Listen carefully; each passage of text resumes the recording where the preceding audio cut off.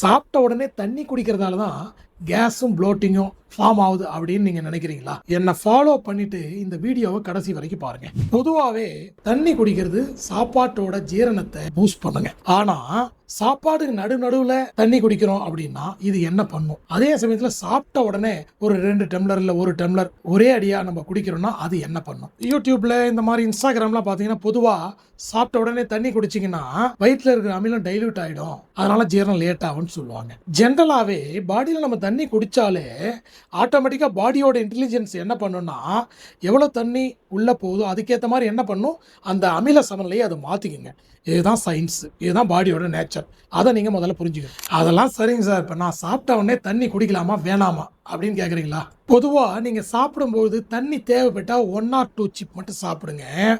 நிறைய தண்ணி உள்ளே போச்சுன்னா சாப்பாட்டுக்கு நடுவில் குறிப்பாக இந்த வாயு தொந்தரவு இருக்கிறவங்களுக்கு கேஸ் ப்ளோட்டிங் அதிகமாகுங்க. அதனால் சாப்பாடு நடுவில் தண்ணி குடிக்கிறத முடிஞ்ச அளவுக்கு அவாய்ட் பண்ணிக்கலாம். தேவைப்பட்டால் 1 or 2 சிப் மட்டும் எடுத்துக்கலாம். அதே மாதிரி சாப்பிட்டு முடிச்சது அப்புறமும் 1 or 2 சிப் மட்டும் எடுத்துக்கிட்டு ஒரு 1/2 hour கழிச்சு உங்களுக்கு எவ்வளோ தண்ணி தேவையோ அதை குடிக்கிறது நல்லது.